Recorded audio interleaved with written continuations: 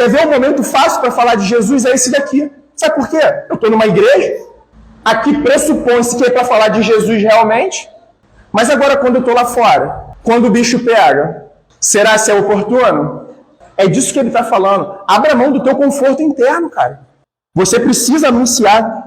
E ele diz que a pregação aqui no contexto bíblico é qualquer apresentação da verdade da palavra de Deus é pregação. E sabe para quem que é esse chamado? Qualquer cristão. Todo cristão deve cumprir esse chamado de anunciar o Senhor Jesus, porque o que eu recebi, eu também entreguei. Gente, vamos ser sinceros. Um exemplo, meu pai conhece uma porção de xarope aí, dos chás bons, lá no quintal, uma porção de planta. Aí, meu pai me indicou um chá legal para refluxo. Eu tomei um chá bom para refluxo. Aí eu tô lá no outro dia conversando com alguém, a pessoa fala, pô, cara, eu tô com refluxo, eu tô passando mal, tô com dor de cabeça, tô com fome. A gente vai indicar o quê? Pô, cara, eu lembrei de um chá aqui agora, eu lembrei de um remédio que é maravilhoso. E a gente compartilha. Esse é o chamado para poder compartilhar o Evangelho. Nós precisamos mostrar o quanto que nós amamos essa palavra, o quanto que nós somos tomados por essa verdade, por essa palavra. E compartilhar o que é bom. A gente não pode ficar em paz, irmãos, saber que pessoas estão rumando, talvez, a uma condenação eterna. Estamos cientes de que nós não salvamos ninguém, não é nossa responsabilidade. Mas como que essas pessoas chegam à fé? Através da pregação do Evangelho, que é o poder de Deus para salvar todo aquele que nele crê. E eu queria falar uma coisa para vocês, enquanto eu estava meditando nesse sermão, a gente às vezes ouve muito. Não pode ser tão duro com as palavras. Irmãos, nós estamos vivendo um momento que a gente precisa separar bem as coisas. As pessoas estão colocando dureza como sinônimo de verdade. Sabe por quê? O texto bíblico que a gente está aqui em Timóteo vai nos falar. Pregue a palavra, insista que seja oportuno ou não. Corrija, repreenda, exorte com toda a paciência e doutrina, ensino. Exorte com a Bíblia, Timóteo. Faça tudo isso com a palavra de Deus. Pois virá o tempo, sabe o que é, Timóteo? Eles não vão suportar essa doutrina. Pelo contrário, sabe quem é essa doutrina? O Evangelho. Vai chegar o tempo, Timóteo, que os homens não vão suportar o Evangelho. Sabe o que eles vão fazer? Eles vão se rodear de mestre, segundo as suas próprias cobiças, como que sentindo coceira nos ouvidos. Sabe por quê? Eles se recusarão a dar ouvidos à verdade, entregando-se às fábulas. E sabe o que Paulo está alertando a Timóteo? Timóteo, eles não vão recusar você. Eles vão recusar o Evangelho que você carrega, a palavra que você prega. E sabe de que eles gostam, Timóteo? Eles gostam daquilo que é mentiroso. Eles gostam daquilo que é enganoso.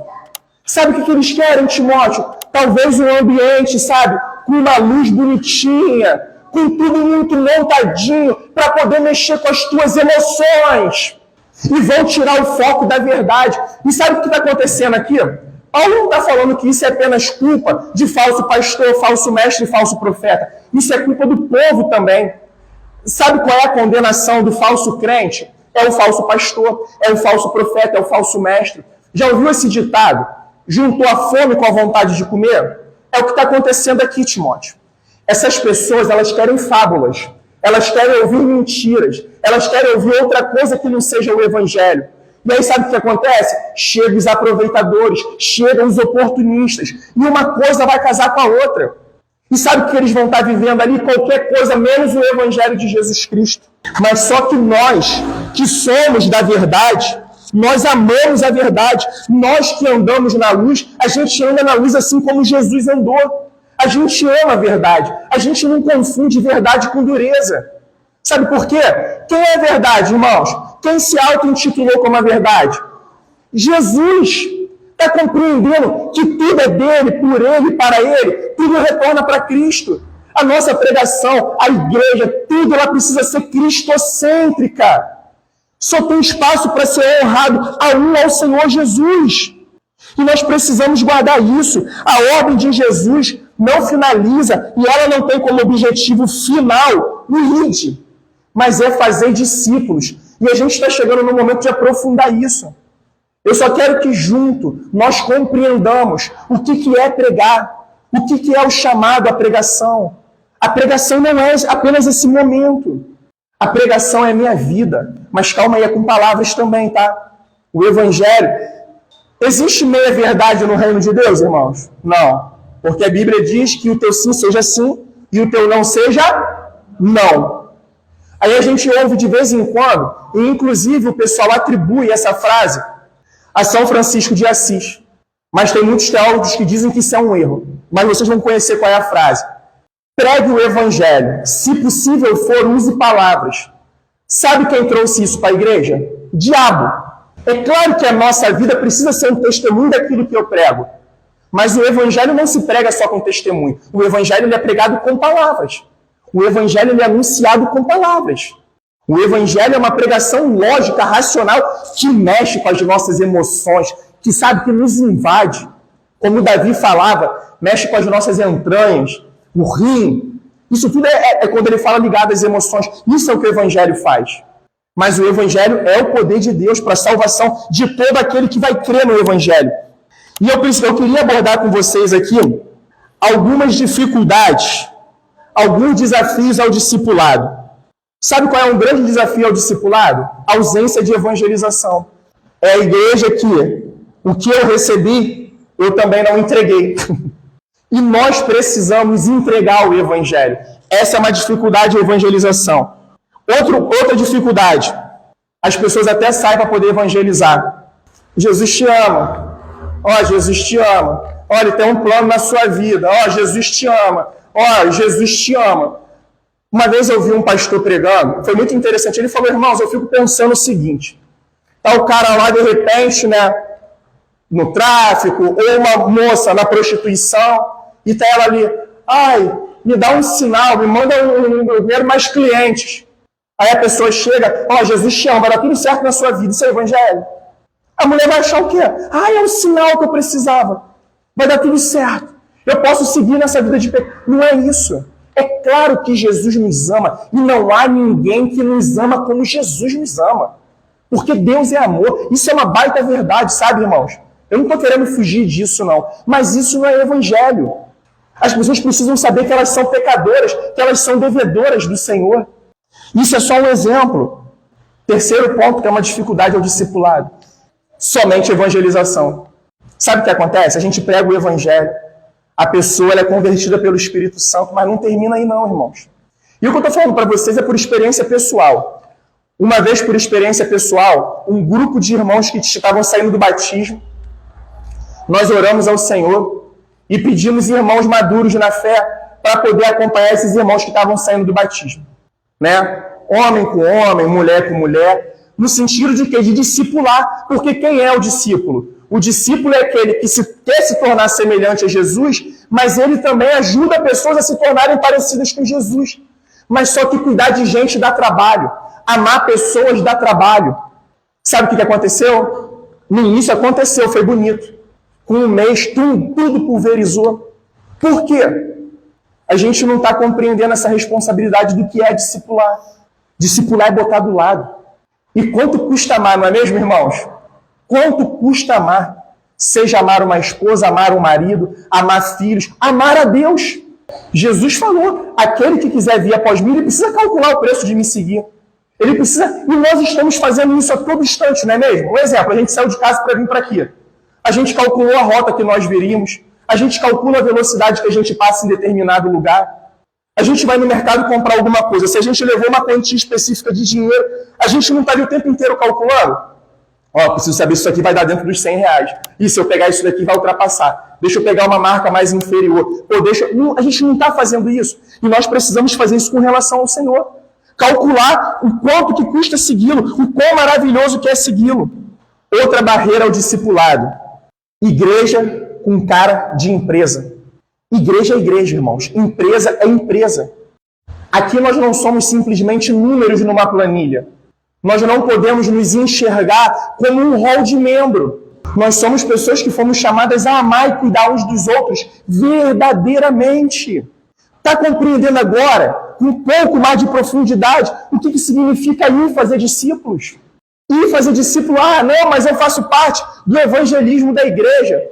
Ah, não, de vez em quando eu vou na rua entregar papelzinho. Isso é bom, saia mesmo, eu não sou contra isso. A falar de Jesus no sinal, a falar de Jesus de casa em casa. Jamais eu estou me opondo a isso.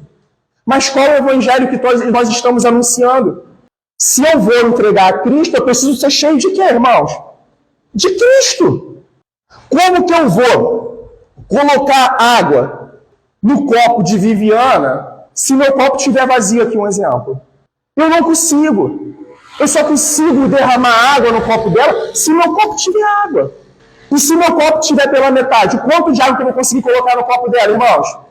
Metade.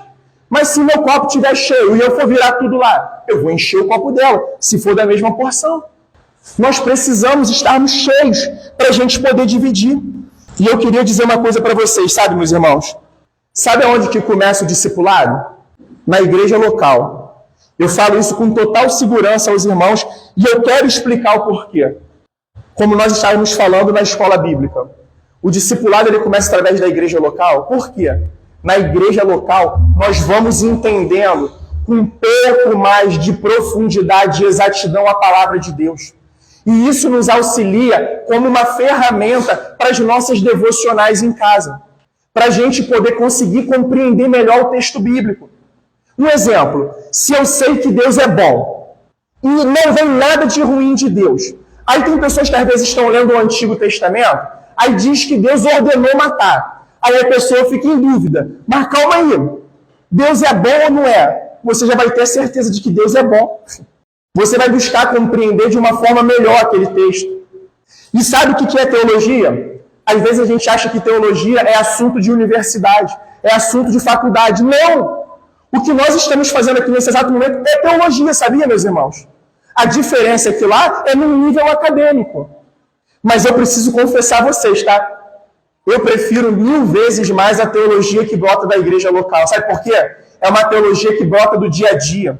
É uma teologia de Deus aos homens. Ela começa com Deus se revelando aos homens. Deus se revelando a cada um de nós através da sua palavra. E aí depois dessa teologia que se revela, nós adoramos, nós exaltamos esse Deus que se revela. Começa a teologia de Deus aos homens. Aí depois os homens fazem teologia dos homens para Deus. Nós nos maravilhamos. Quando nós cantamos aqui as 3 canções bíblicas, nós cantamos para o Senhor essa teologia. E o que nós cantamos aqui, nós só cantamos por quê? Porque Ele revelou a gente essas verdades. E aí nós adoramos essas verdades. E aí depois é a teologia que é praticada. É a teologia que se vive no dia a dia de quem? Dos homens para os homens. É a teologia que a gente vai servindo e amando uns aos outros. E não tem lugar melhor para a gente viver essa experiência do que a igreja local.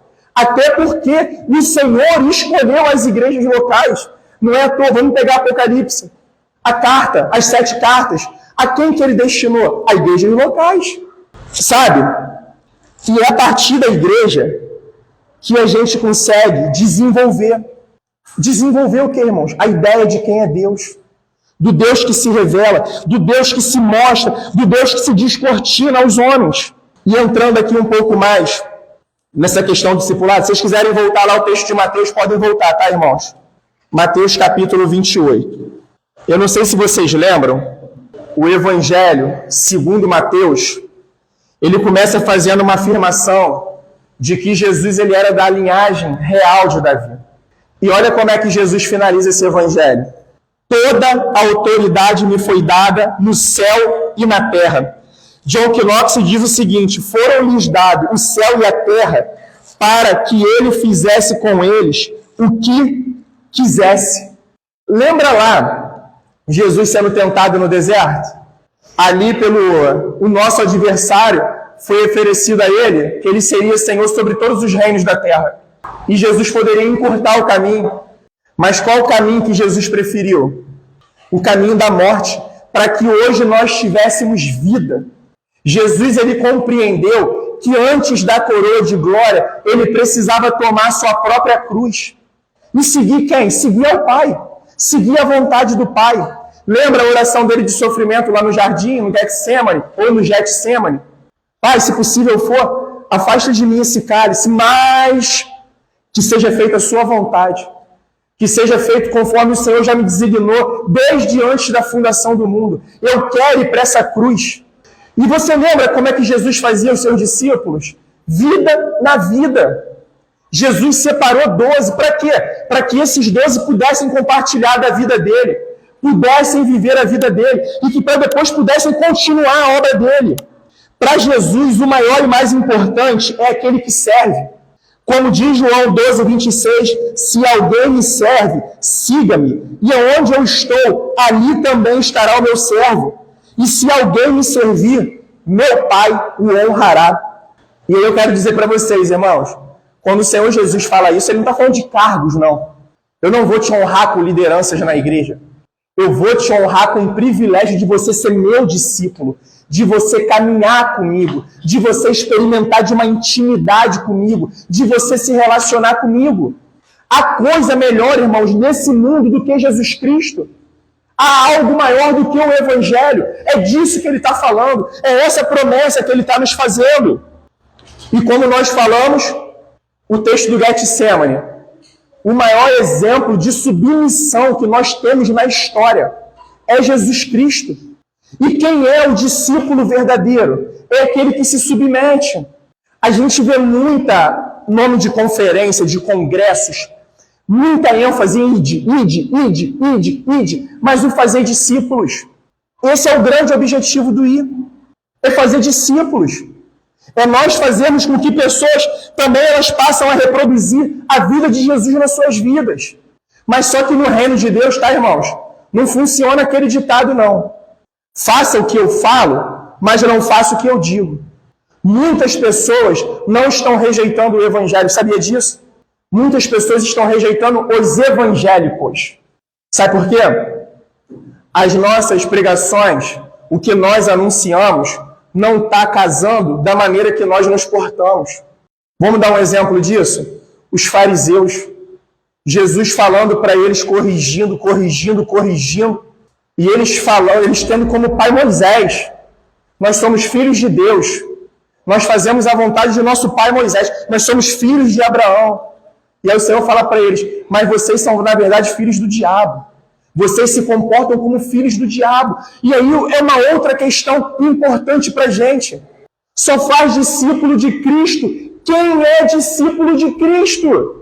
Se a pessoa não segue Jesus e ela vai tentar fazer discípulos para Jesus, a conta não vai fechar, meu irmão. Não vai casar. Como que eu vou fazer discípulo? Vou fazer alguém seguir alguém que eu mesmo não sigo. Alguém ao qual eu mesmo não dedico os meus dias, eu não dedico a minha vida. Sabe o que é exigido da vida do discípulo de Cristo? O autoesquecimento. Uma anotação, ó. O ato de ajudar alguém a seguir Jesus pressupõe o ato de seguir Jesus. Isso quer dizer que quem não segue Jesus, ele não pode ajudar pessoas a seguirem Jesus. Ser discípulo de Jesus é aprender de Jesus e ser o seu imitador. Ser discípulo de Jesus significa ser um seguidor de Jesus. Está compreendendo a importância do ensino na igreja? Está compreendendo a importância de conhecer a palavra de Deus de forma verdadeira, como Ele nos revelou? E isso é uma responsabilidade para todos nós. Porque como que eu vou seguir alguém que eu não conheço? Como que eu vou fazer a vontade de alguém se eu não conheço a vontade desse alguém? A conversão, meus irmãos, ela implica uma mudança de vida. Nós não fazemos mais parte das multidões. A partir do momento que nós nos tornamos um discípulo de Cristo, nós saímos das multidões. E vamos ser sinceros, irmãos. Vamos responder com sinceridade essa pergunta. As multidões estão seguindo a Cristo? Vamos só dar um pequeno exemplo. Fecha a rua, bota um trio elétrico aqui e bota aí 20 bandas. Vai ficar gente aqui um em cima do outro na avenida. Começa a anunciar que quem está depositando R$1.000 no gasofilácio, até o final do ano está chegando 10 mil na conta. Começa a pregar, avisar que a gente está tendo aqui multiplicação de milagres para tudo quanto é lado. As pessoas veem, por quê? As pessoas querem outras coisas que não sejam a Cristo. Mas só que o discípulo de Cristo, ele quer Cristo, ele quer ser cheio de Cristo, ele ama Cristo, ele quer fazer a vontade de Jesus. A sua meta de vida é ser parecido com Cristo e fazer com que pessoas se tornem parecidas a Jesus Cristo. Não tem esse papelzinho que vocês receberam? Eu vou falar aqui agora uns pontos, está aí, sabe, irmãos? A gente tem colocado aí os pontos principais da pregação. O que faz um discípulo de Jesus? Ele ama Jesus. Está compreendendo? O primeiro ponto do discípulo de Jesus, ele não segue com medo de ir para o inferno. Ele não segue porque tem que seguir. Ah, não, eu tenho que seguir, porque senão eu preciso. Porque ele ama. Ele passou a desenvolver um relacionamento de amor com Jesus. O que faz um discípulo de... Ele aprende de Jesus. E, inclusive, eu queria encorajar isso a vocês, tá, meus irmãos? Examine a palavra do pastor. O que o pastor prega, examine. Procure, vai nas Sagradas Escrituras. Vê se isso é uma verdade bíblica. Vê se isso tem fundamento bíblico. Não se apoie no homem aqui, não. Se apoie no Senhor. E ele prometeu, aquele que tem sede faz o quê? Podia fazer o quê? Ir até ele beber. Ele imita Jesus. O discípulo de Jesus, ele tem prazer de ser igual a Jesus. Ele tem prazer. Isso requer o quê, irmãos? Autoesquecimento. Isso requer o quê? Morte. Portanto, Efésios 5, sejam imitadores de Deus como filhos amados. E vivam em amor, como também Cristo nos amou e se entregou por nós. Essa é a característica. Esse é o grande chamado do discípulo de Cristo. E o que o discípulo de Cristo faz? Ele obedece e segue Jesus. Esse versículo já falamos aqui, mas eu quero ler de novo. Lucas 14, 27. E quem não tomar a sua cruz e vier após mim, não pode ser o meu discípulo. Como é que começa o discipulado também? Através da morte.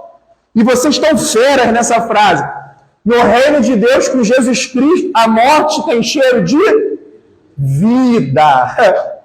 Nós precisamos morrer para poder nos apropriar desta vida. Lembra Jesus falando sobre o grão de trigo? Se o grão de trigo não morrer e cair no solo, ele não produz frutos. Ele não multiplica. Ele não pode produzir com abundância. E o que faz um discípulo de Jesus, irmãos? Ele fala sobre Jesus.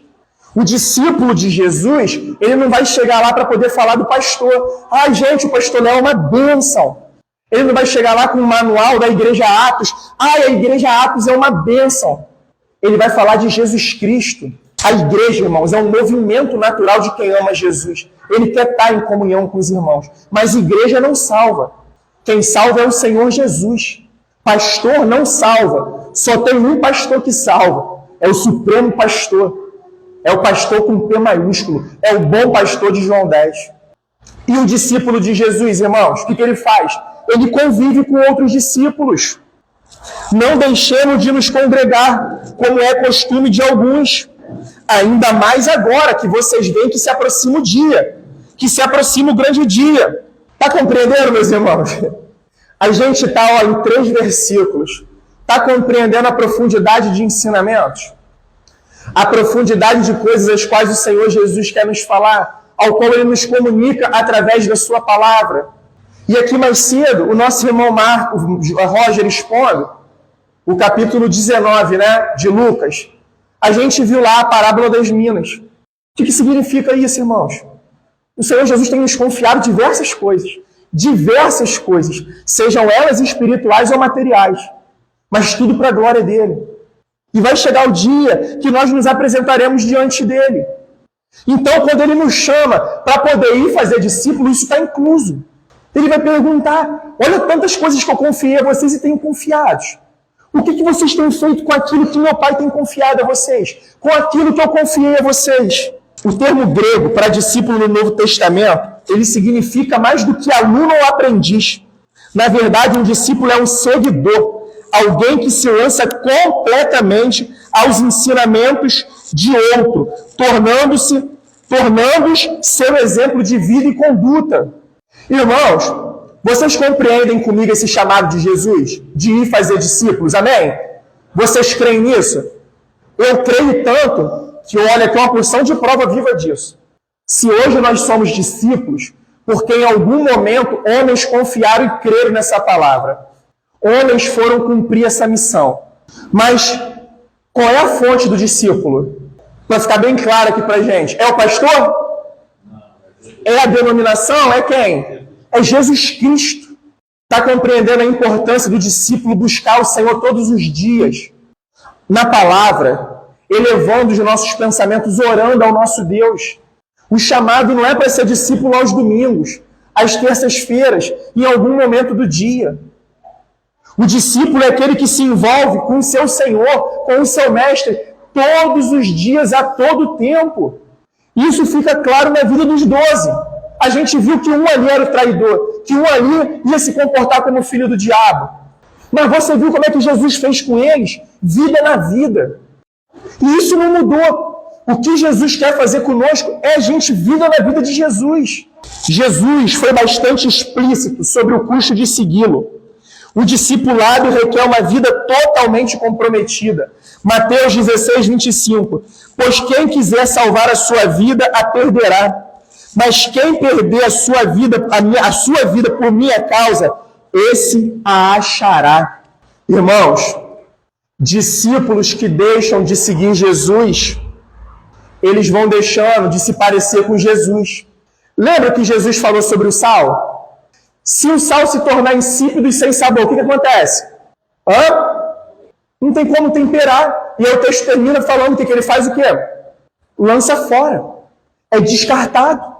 Se nós não estivermos caminhando com Jesus diariamente, a gente vai perdendo essas propriedades na nossa vida. A gente vai deixando de ser cheios para poder encher. Esse é o grande chamado de Jesus às nossas vidas. Aí está aqui uma outra anotação. Por isso, mais do que nunca, a igreja precisa abandonar a cultura de consumo, centrada nas pessoas e em suas necessidades, e investir na cultura do discipulado, centrada em Cristo e em sua missão gloriosa. Qual a missão gloriosa? De fazer autênticos discípulos para Cristo. Irmãos, igreja, sabe? A gente precisa abandonar um pouco essa visão de uma igreja ser um tempo inteiro um hospital. O médico dos médicos já chegou na nossa vida. Isaías falou, pelas suas feridas nós fomos sarados, curados. Então por que tem que ter médico toda hora? Olha o tempo do verbo. Nós fomos curados, sarados. Por isso que nós chamamos a igreja, quando ela está aqui na terra ainda, de igreja militante. Ela tem mais cara de um exército do que de uma igreja. E com uma promessa maravilhosa. Eis que eu estou com vocês até o final dos tempos. As portas do inferno não prevalecerão contra a igreja. O que isso significa? Que quando nós vamos lá, invadindo o inferno para poder saquear o inferno, ele não resiste. Mas por quê? Nós somos muito santos? Por causa do nosso Senhor.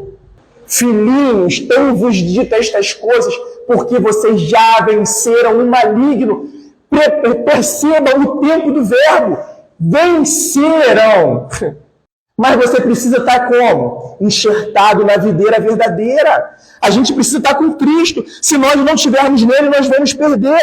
Todavia, o começo da mudança não vem com o método de discipulado eficaz, mas com a imitação de Cristo, que é a base de sustentação dessa mudança. Pois só é possível discipular sendo, falando e agindo como discípulo, como um imitador de Cristo. Essa é a essência e a condição do discipulado para ajudar alguém a seguir Jesus. É necessário fazer o quê? Pagar o preço de seguir Jesus. Eu só consigo fazer discípulo de Jesus se eu sou um discípulo de Jesus. Eu posso até fazer discípulo, mas de outra coisa. De mim mesmo, ou do ficar parecido com as pessoas aos quais eu estou, mas não parecidas com Jesus. O discipulado significa aprender de Jesus e se tornar parecido com Jesus. Todo cristão ele é chamado para ser discípulo de Jesus e para ensinar outros discípulos e imitadores. Eu quero trazer vocês essa compreensão, irmãos, no poder da palavra de Deus. Lembra o que Pedro escreve? Estejam preparados para poder anunciar aos outros o motivo da sua fé. Se eu não me engano, há pouco tempo, acho que foi o pastor Paulo Borges. Eu vi um vídeo dele falando, acho que eu até compartilhei com o Léo, ele falando que a igreja, por tanto ter inculcado na mente do cristão que ele é ovelha, ovelha, ovelha, ele acha que ele é ovelha. Ele acha que ele é um bichinho bonitinho de lã, que vem para a igreja e fica fazendo e dando cabeçada em todo mundo. Mas aquilo é uma ilustração agropecuária de Jesus. Jesus não quis dizer que nós, que somos feitos à sua imagem e semelhança, nós somos bichinhos peludinhos que dá lã, bonitinho. Não é isso. No início do discipulado, a gente oferece o leite. Se a gente pegar uma criança, um recém-nascido, alguém dá um potinho de mocotó para um recém-nascido, irmão? Não. Por quê? Ele não tem estrutura preparada para poder digerir aquele alimento. Ele precisa de leite. Mas vamos lá. Esther, se Esther estivesse só com leite materno, ela conseguiria sobreviver? Não. Por quê? Faltariam os nutrientes necessários a ela. Ela hoje já precisa de um outro tipo de alimento. Aí é Paulo escrevendo aos Coríntios. Eu tenho que escrever a vocês como se vocês não fossem, se vocês ainda não tivessem profundidade. É como se vocês estivessem o tempo inteiro ainda precisando leite. Leite. Mas o que Jesus está nos chamando é para uma vida de profundidade nele e com ele. Irmãos, acreditar em Jesus não é o suficiente, tá? Não é o suficiente para se tornar um discípulo. O discipulado verdadeiro é ter toda a nossa vida dedicada a Jesus. Não adianta eu acreditar na mensagem, no evangelho, mas não viver minha vida conforme. Não dedicar os meus dias a esse evangelho. E sabe o que é muito interessante também? Anotei aqui. Discipulado não é controlar os detalhes da vida de uma pessoa, mas sim mostrar a essa pessoa o verdadeiro significado de seguir Jesus. Existe uma diferença clara entre a multidão e os discípulos de Jesus. E discipulado também não é, minha irmã, não pode fazer isso. Pastor, posso ir ao cinema? Pastor, posso ir naquilo? Pastor, posso ir em campos? Por como que eu vou? Lá pela BR ou aqui por dentro? Não é isso não é discipulado. Isso é controle excessivo. Isso não é relacionamento saudável. Discipulado é ajudar as pessoas a se tornarem parecidas com Jesus, não com si mesmas. Até porque, irmãos, cada discípulo carece da glória de Deus. Ele depende da bondade e da boa vontade do Senhor sobre as nossas vidas. E nós estamos chegando aqui no momento final da exposição de hoje. O chamado ao discipulado é o chamado ao relacionamento íntimo com Cristo. O discipulado de Cristo nunca foi uma instrução meramente teórica, mas um aprendizado prático que inspira as pessoas a não somente acreditar em suas palavras, mas, sobretudo, a viver os seus ensinamentos. Tem um pastor chamado Dietrich Bonhoeffer. Ele morreu em 1945. E por que eu quero trazer a frase dele? Ele era um alemão que viveu o nazismo. Infelizmente, a história nos mostra que grande parte da cristandade apoiou Adolf Hitler, mas ainda tiveram alguns cristãos piedosos que se colocaram contra o cristianismo, o nazismo. E Dietrich Bonhoeffer foi um desses cristãos. Ele é um pastor e teólogo. Em 1945, ele foi morto num campo de concentração na Alemanha. E olha a frase desse homem. Sabe por que eu quero trazer a frase dele, como eu já falei? Porque ele não está apenas ensinando algo, falando meras palavras bonitinhas para serem registradas na história. Esse homem custou a vida dele. Ele se colocar, e às vezes para muito cristão, não, isso não é assunto da igreja, é assunto do cristão, irmãos. A justiça, a verdade. Quando nós nos calamos diante ao erro, diante à mentira, nós fazemos parte, e nós pregamos aqui há pouco tempo em Romanos capítulo 1, a omissão e a rejeição ao Senhor, e aquele que rejeita a palavra de Deus, foi o que aconteceu no Éden. Adão e Eva rejeitaram a palavra do Senhor. O que aconteceu? A morte chegou, o pecado entrou na história. Sabe o que Dietrich Bonhoeffer fala? O pastor alemão, ele fala o seguinte: chamar Jesus de Salvador não vai nos custar nada. Por quê? Sois salvos pela graça mediante a fé, isto não vem de vocês. Mas chamar Jesus de Senhor vai nos custar tudo. Vai nos custar tudo. Não apenas algumas partes da nossa vida. Todas as áreas da nossa vida nós entregamos ao Senhor. Nós consagramos a Ele. Nós buscamos nos santificar. Nós nos abstemos do mal. Nós buscamos nos separar do mal. E sabe, irmão, por quê? Porque tudo retorna para Cristo. Como diz Romanos 11, porque dele, por meio dele e para ele são todas as coisas. A Ele seja a glória para sempre. Amém, irmãos? Amém, como diz o texto. E a gente se pergunta, por que essa palavra é importante para mim? O que nós fazemos agora? Essa palavra é importante para a gente, irmãos. Eu quero sempre começar assim, porque ela é palavra de Deus. Amém? Vocês confiam nisso? Amém? Algo muito interessante para a gente ter guardado. A palavra de Deus, ela não é exaustiva em todos os assuntos. Um exemplo, furou o pneu do meu carro. Aqui eu não vou encontrar como trocar o pneu do seu carro. Mas tudo que está aqui é verdade. Nada aqui mente. Tudo aqui é a verdade de Deus. Então, por que ela é importante? Porque Deus está falando com cada um de nós nessa tarde. Início de noite, irmãos. 5h50 da tarde, do dia 9 de junho de 2024. É isso mesmo? 9 de junho? De 2000. E o Senhor veio falar conosco. Por pura bondade, por pura graça. Começa por aí. E por quê? Porque nós precisamos compreender qual é a verdadeira vontade de Deus. Nós precisamos compreender o que é ir fazer discípulos. Eu falei aqui, mas só lembrando, irmão, vamos ser sinceros. Olha o custo que é amar. Quantas coisas o Senhor já abriu mão por sua esposa, por filhos, netos, que te custava, que talvez era caro a você. Por quê? Porque você ama. Quando a gente abre mão de algo que é bom pra gente e reparte, divide, nos custou alguma coisa. Mas que privilégio, irmãos, é poder ser um discípulo de Cristo.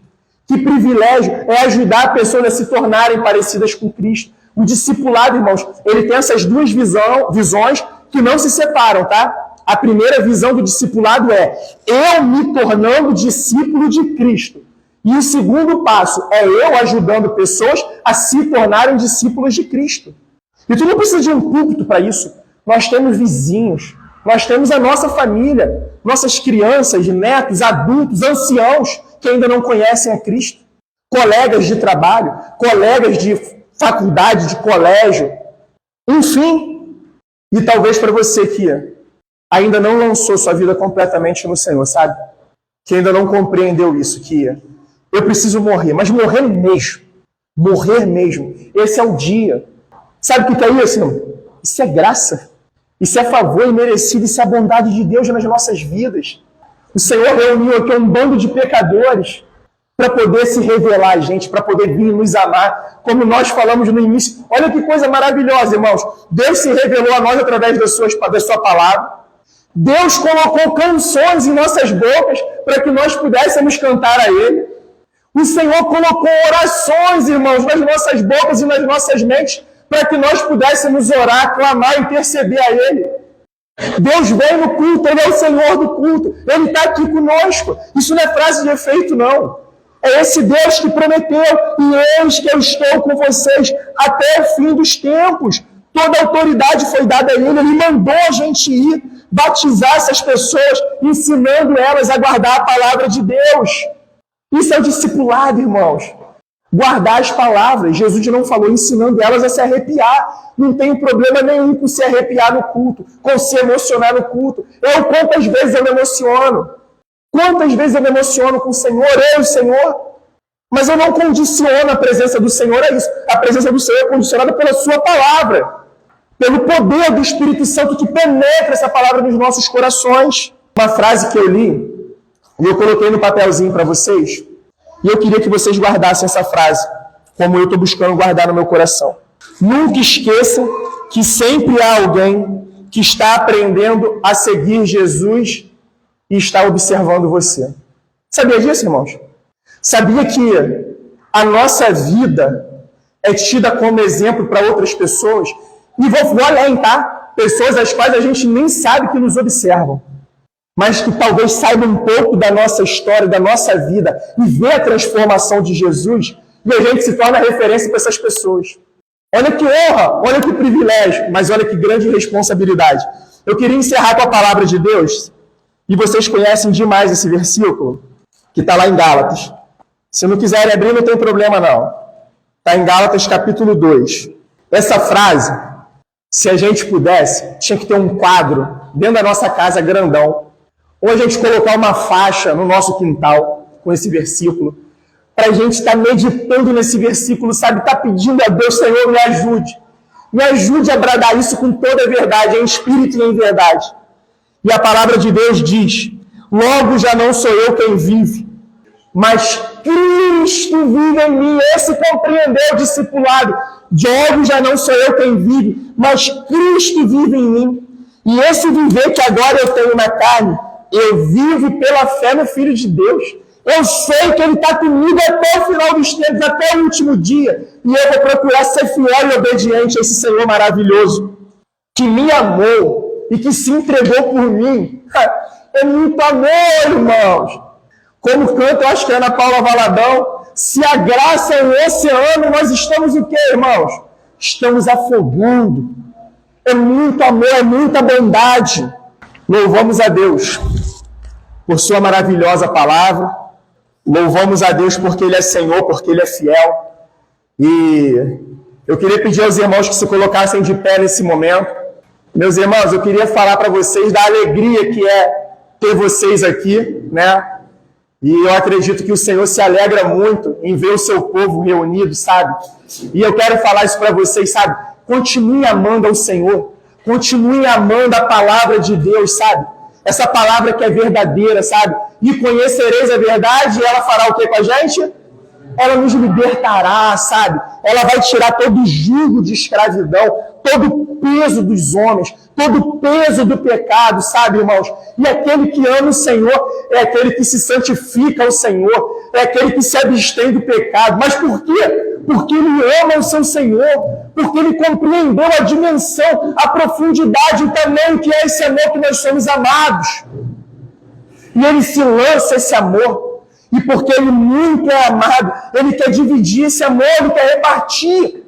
Ele quer repartir esse privilégio de que outras pessoas possam participar dessa graça maravilhosa. Então façam isso, irmãos, sabe? O mundo está aí nos distraindo o tempo inteiro. O diabo está aí nos distraindo o tempo inteiro. Mas a verdade habita em Cristo. A verdade não habita em homens. A verdade não habita em sistemas, em denominações. A verdade habita em Cristo. Em Cristo. Em Cristo. E Ele levanta as coisas loucas desse mundo para confundir as coisas sábias. E Ele reduz a nada aquelas que acham que são. E Ele exalta aquelas que não são.